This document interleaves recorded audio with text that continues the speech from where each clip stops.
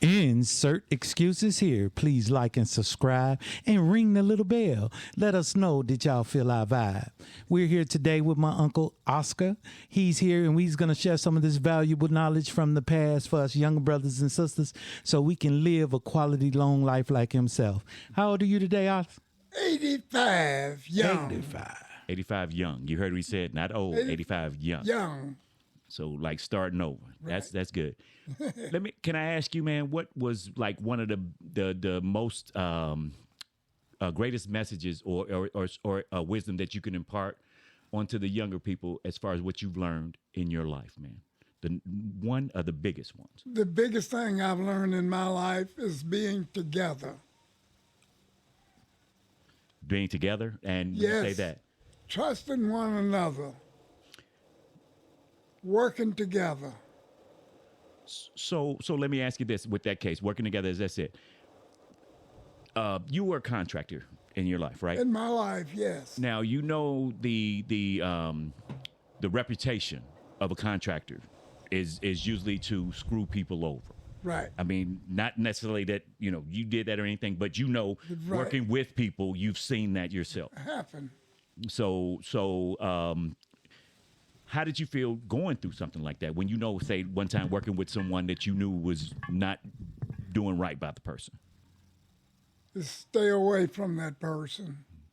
My biggest thing was to try and create a quality life with young people, to know that honesty is the best way to go. You can lie and cheat, but when you do that, you tell one lie, you got to tell another lie. So the best way is honesty and lay it all out on the table and be true with one another. Even if it doesn't make you as much money or anything like that? Even if it doesn't make you much more money, you should still rely on honesty. Okay. Can I ask you, do you, at being the tender age of 85, do you have any like life regrets that you would like to share with somebody to do so they won't have any? Do you have any like life regrets at this moment? Not like really a regret, but something you wish you'd have done or something like that? Yes, I wish I had stayed off of alcohol at one time in my life. I had become addicted to alcohol, and I found out after I quit abruptly. I just quit smoking and drinking on the same day. And my life has totally changed. I don't have to lie to people. I don't have to cheat. I'll do anything, just be myself. So you think alcohol prevented you from being yourself? Yes, no doubt about it. I was living a false life. Okay. Yeah. Okay. I feel that, make a long story short, when I was drinking alcohol one day, I was living at 2755 West Maypole. And I parked my car at 2755 West End. Got up the next morning, called the police, and told them someone had stole my car. Okay. After that, the police went around the corner, made the police report, and went around the corner, came back. So, Mr. Hodrick, you say you had a two-tone Buick, dark green on the top of pea green at the bottom. Yes. Well, you parked it at the wrong address. And just to let you know, that's about a block apart. That's on the next block. You block. walked the next block. I don't remember how I got in the house. I was going to say, right. So you had to walk a whole block. And I don't remember anything. And I asked my wife, did she let me in? She says, no. My favorite drink was VO. Okay. I had a whole quart that had never been opened sitting on the kitchen sink. I just walked over, poured it all out, and she says, what are you doing? I said, I'm finished. I'm quitting smoking and I'm quitting drinking. I don't know how I got home. Nobody let me in. I'm going to kill myself and someone else too, and I quit. How long ago has that been? That's been 43 years ago. So just about half your life. Huh? Yeah, just about half your life. Yes. So you in the first half of your life, you realized that this wasn't what you wanted to do. This was not what I wanted to do, and I wasn't giving a good image to my family, my friends, children, or anyone else. So you a man with had your hand in many pots. You used to have a club, to go drink. Yes. Do you think that was partly responsible why you drank and started liking drinking, or Was it before that? right? Before then, I never even drank. So getting the club got you to start drinking, started drinking. and then got you addicted in a short period. Because how long did you have the club? I had the club for 14 years. Okay, that's a while though. Yes. Okay. Yeah. Well, and I know with addiction and things like that, people quit many times. But to be done with it, you only had to be done with it once. Wow. And that epiphany to you, how does that make you feel since?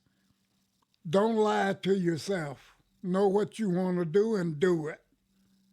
So I have a lot of friends said that they quit drinking or smoking at the same time I did, but they said they had to go back. Well, they wasn't sure of their life. Well, here's the thing, and the name of the podcast is Insert Excuses Here. So what I just heard you say is that anybody that tells you they're going to do it and there's no reason for them not to, that's an excuse. They came up with an excuse to say they had to go back. Yeah. Like my body was dependent on it. Basically. Yeah. That's it. But no, I mean, dude, I appreciate the wisdom. I appreciate all of that because that's a lot of things that a lot of young people don't realize or understand at this point. That's If you look at people that are 20, 22, 23 years old, they just starting out. And they believe they know the world and they know everything about everything. That's what they think. Right. And so, like I said, with you, at half of your life, you made that decision to do that. That's it. So that says two things to me. One is it's never too late to make a change. Never, ever too late. No matter how old you are, whatever, to make a change. When you know whatever you're doing is not in your best interest. That's it. And I learned that you believe in honesty as far as even being a contractor and first off with yourself. In life. Because that's what you gave the truth to, being honest to yourself. Yeah. When you say you quit and the thing you said after that is that you've gained is that you don't have to lie, first of all, to yourself. And then everybody else, you're not going to at that point.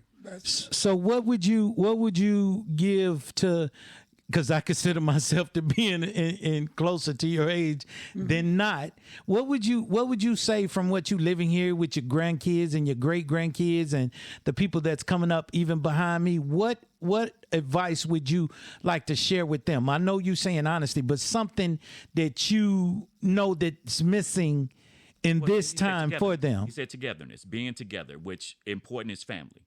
You know what I mean? But it might be something else you wanted to. Well, yeah. The next thing, we've been lied to as a people for so long through the churches, all kinds of organizations. We've been lied to. The main thing now is to get trades back into the black schools. Everyone is not meant to go to college. No. Someone has to pick up the garbage. Exactly. Or clean the street or whatever. I like the way you said that. Somebody needs to pick up the garbage. Yes. But they're bringing in foreigners to do that. That's what they disenfranchising us. Also, with that, they're bringing in people to take that minimal job, which take care of families. Well, wait, here it is.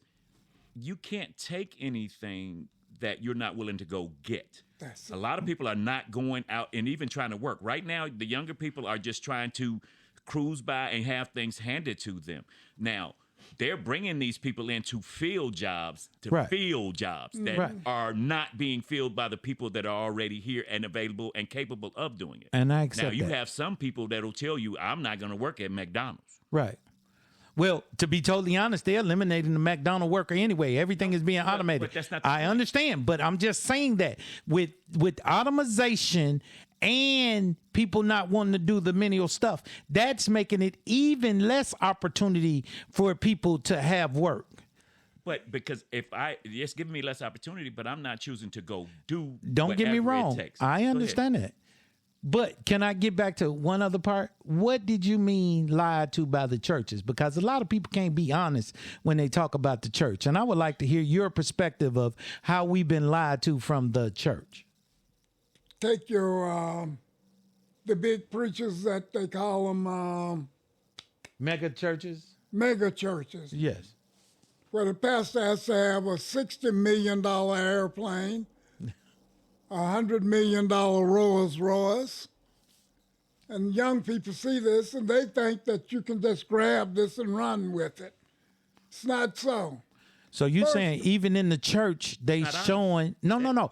Even in the church they showing materialism, which makes you want to be more material. Meaning I'm gonna go into the church so I can get these things too, instead of preaching the word and sharing the truth. Yeah. Okay. Exactly. So that's now, manipulation. Okay. the next thing about it is, as I said, every young child thinks that he can come up and be a rapper or this, that, or the other, and make Basketball millions player, that type right of away.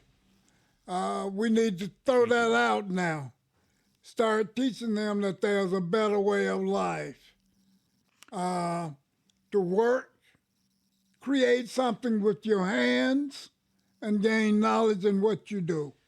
Well, yeah, because that's not what everything is not going to. Society is hard work. entertainous. I'm just saying, doing It's the honest day's entertainous work. right now. I'm not saying even doing The hard world day's is work, doing an instantaneous. honest day work. Right. Right. People, they don't glorify that like being a basketball player or being trying to make millions when it's very few people that are going to qualify for one of the. Can I just say 1,600 positions. one thing about that too though? A lot of people not seeing the hard work it takes to be that. They just look at the end product. Let's clarify that because to shoot the ball as good as they doing to get that contract, it's a lot of work behind that. But that's daily. Here's the thing. Daily. You have to understand it's limited though. There are only certain number of spots. Whether that matters or not, you have to still work to be in that limited spot. And today's kids, to me, want instantaneous. They don't want to work at all. That's what we're talking about. The non-time involved in it. First off, because they got people that's doing all of this social media and stuff, and they get instant gratification. But it's not instant even in those, because it takes starting off small and doing all of that. I guess what I'm trying to say is the younger generation is just moved past the work stage. Right. They don't glorify work like they do leisure. But this is something that we never brought up, but I want to bring it up. Do you believe the educational structure of America today is not for the lifestyle of today because they don't have any factory jobs and jobs like they used to when you was coming up and you can go to school, get a degree and do some work? Because now there's nothing that, let's just say, the educational system sets you up for that it's a job for. There's no jobs for what we're teaching our kids in school. None of the stuff really apply because they don't even look at the old school clocks. Well, if it's not a digital clock, they can't tell time. Well, I'm talking about adults. They don't. They like I said, they don't emphasize that, and they don't teach critical thinking in school anymore. First of all, I believe it started most under President Bill Clinton, I believe, where America says that... No child left behind. Huh? No Wasn't child, that him, no child left behind? No. Okay. What I'm going to say is this. We became, instead of a productive country, we became a service country, where we're not going to work, we're going to pass everything down, and then we'll just come in and manage. We're just going to consume. That's it. We now become producers. We have become consumers. Consumers. Please like and subscribe and ring that bell, baby. Now, I don't know if you can remember what happened with America.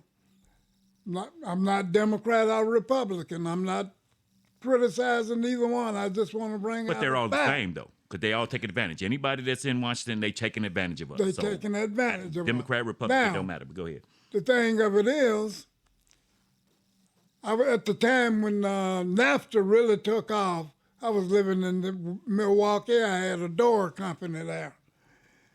And when he signed the bill, NAFTA, they could import the steel from Mexico Cheaper. and do the door already made with a finished product that cheap. I So had they to get out took of you out of business. business, right? Okay.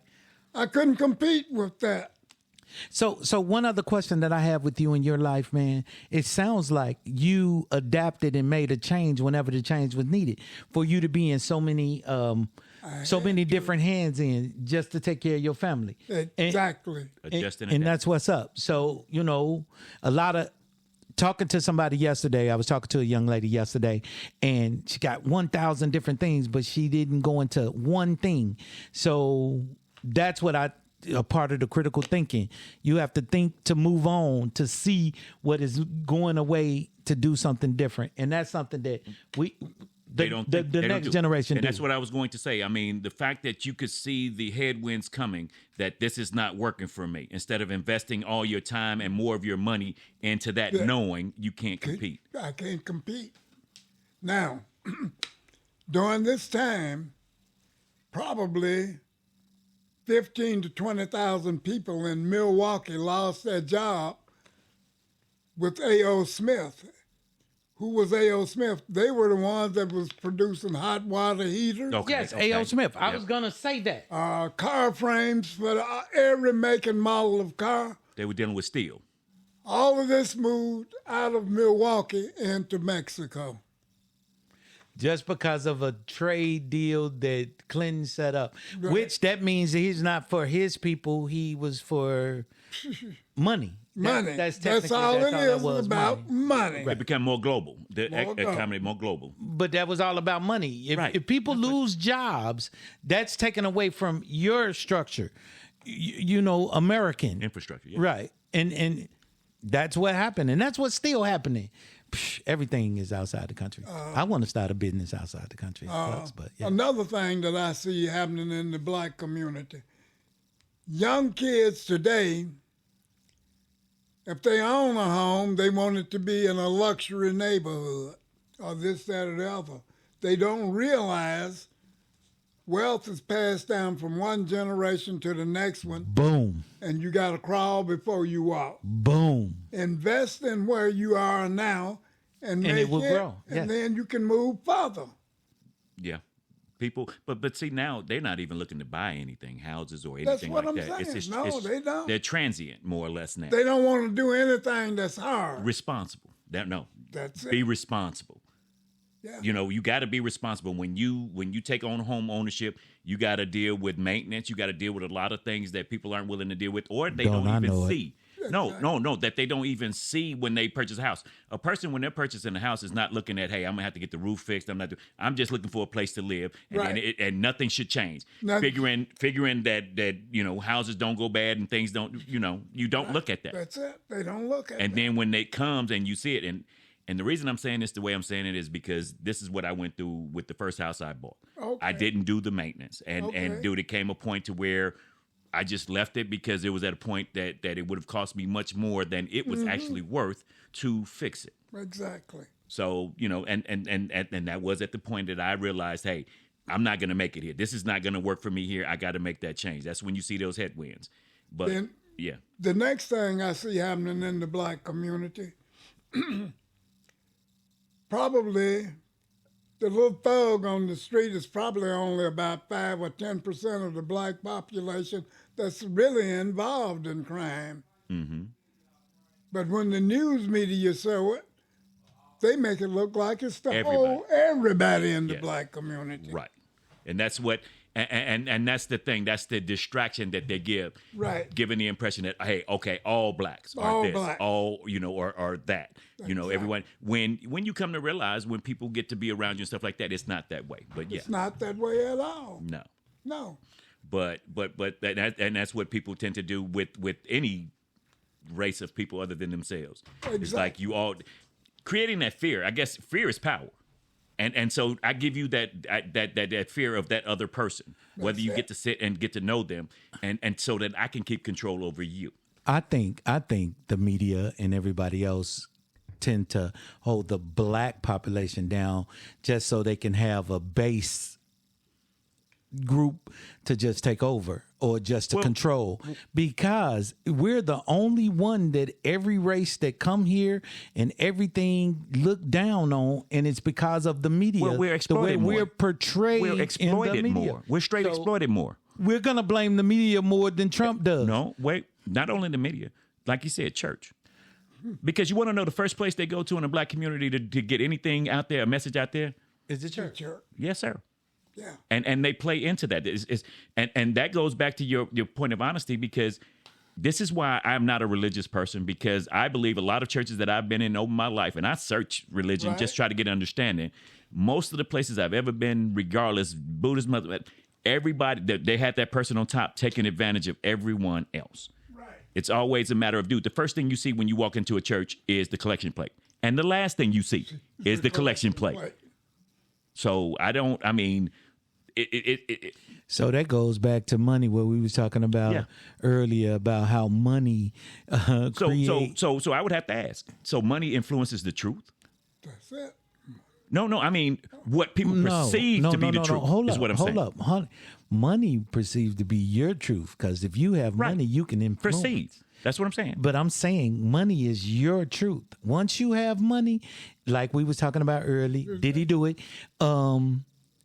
About it brings out who you are. And the more money you have, the more control you have over the people, because people need or think they need that. So therefore, if you got that and you giving it to them, you could take more advantage. And that's what happens with the church. That's what happens with the government. And that's what happens with every entity. So we're going back to that old statement in the Bible that says money is the root of all evil.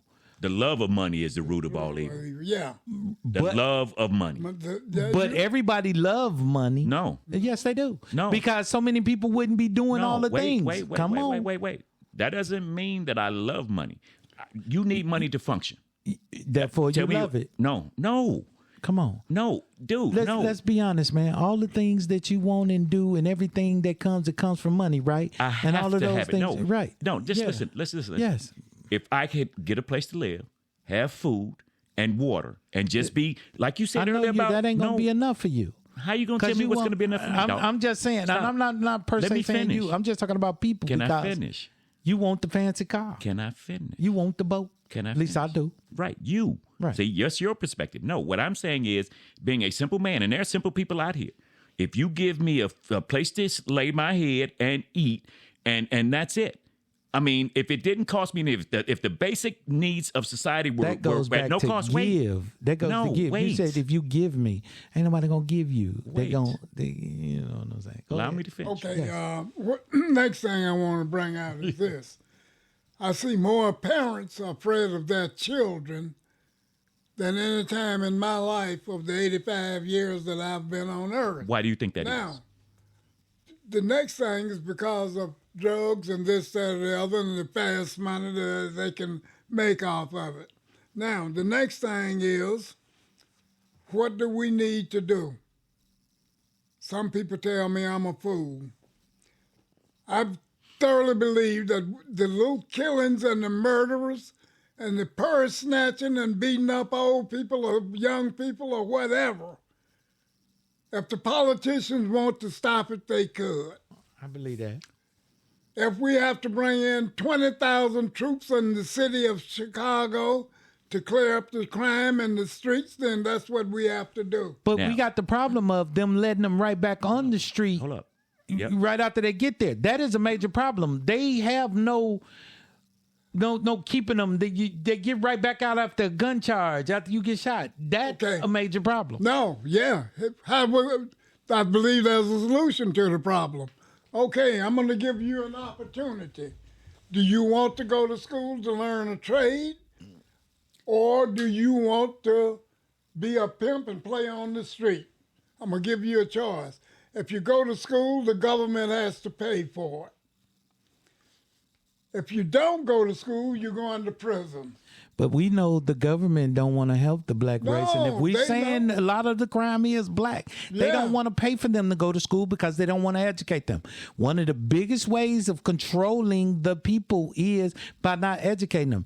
Kids go to school today and don't even know how to read and stuff like that. So it's the miseducation. So you talking about a group of people that don't even want to educate you through the system, and especially after you get into a crime. They would rather house you, make money from the jail system than to teach you anything. That's why they'll never stop crime. Exactly. Because it's a money making thing. Exactly. And the prison industrial complex is one of the biggest employers in the nation. And like he said, if they really wanted to, they would. But then they would be They stopping don't money. want to. No, they would be stopping the money thing. Yep. That income. And so that is the case. So to me, it goes back to what you said again, just a personal thing. Because you're right, 5% of the people out here committing the crimes, even in society as a whole. Right. You have the small number of people doing that. But then when I'm not of the mind of just being honest with people and doing what's right. If I can't do anything to help you, I'm not going to do anything to hurt you. Exactly. That's when the majority of people do. They're doing to hurt you before they're willing to help you. The perfect example is the man that's running for president today. If you're a felon, you cannot go out today and buy a regular handgun. I can't even vote as a felon. Sorry. But now you're going to make this man, put him in charge of the biggest military in That's a the felon. world. That's a felon. And he can't even go and buy a handgun because he's a felon? Mm-hmm. Something's wrong with this society there. Well, that goes back to what we were talking about earlier, the privilege. He has the privilege. Since he was 15, 14, 17, Right. Everything he's done in his life, he's gotten, it went away for him because of that privilege.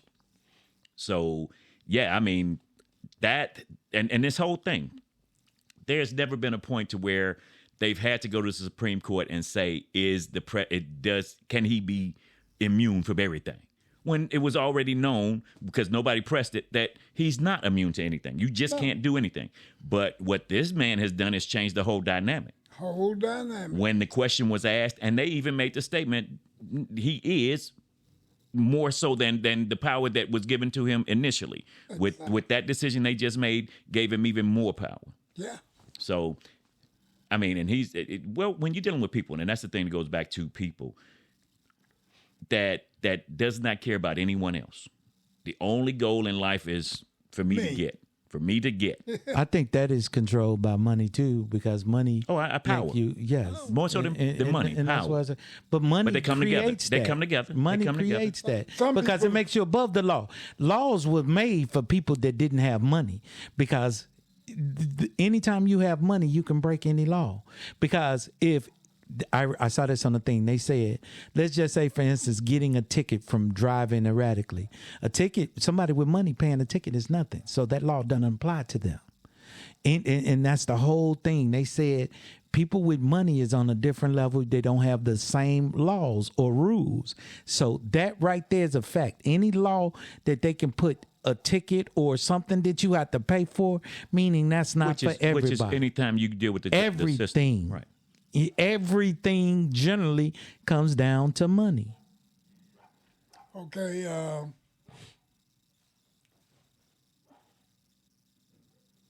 Somewhere in life, someone has to come out and expose the church, expose the politicians as to what they are.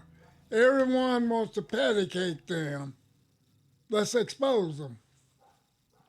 How would you say we would go about that? Because I mean, I'm the first to tell you that, like I said, with the church, I'll tell you, just the whole way it's all set up, it's not. You have people, dude, that it's, well, they're saying it's harder to get people to believe the truth once they've been told a lie. It's too difficult easier for that. for them right. to believe know something a lie. new. Right. Exactly. And that's what we're doing. Even if you're sitting here telling them, I'm showing you, I'm giving you receipts, you still going to be like, well, that's the church. That's the fear of God, which again, fear. The other day I was at the barber shop and the thing came up as to who was the best president of this, that, or the other. And right away it came up as to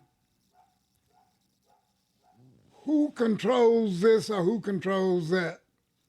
They know that every politician, the first place he go to in the black community is to the church. Mm-hmm. They know this. Yes. That's why they set up all presidential people to go to churches. That's if they go on a church tour. Yes. In every state, they go on a church tour. In the black neighborhood, the Jewish neighborhood, all of them. All of them. Finish your point. Now, the next thing is,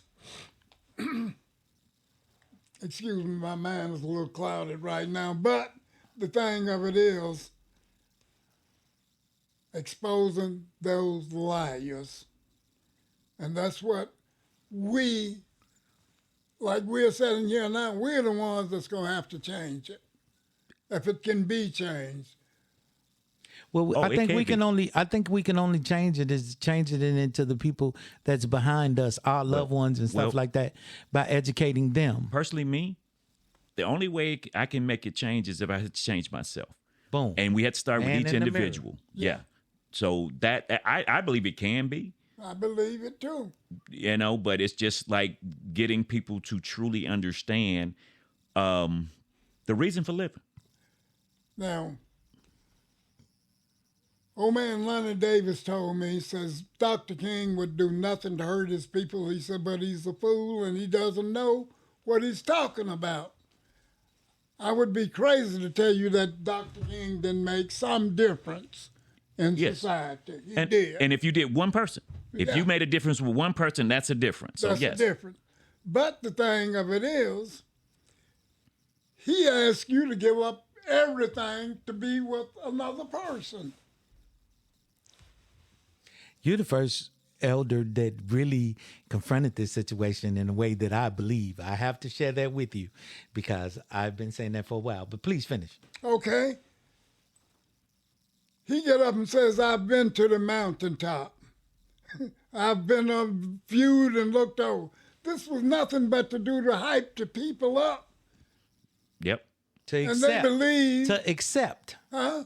To accept Whatever he what was said after happening. that. Right. Right. Yes. And But he said after that to try to integrate with your oppressor. right. That was his whole teaching. That was his whole and detail. don't fight them. No. That was So give in, submit. Submit. I have to say that was something I was.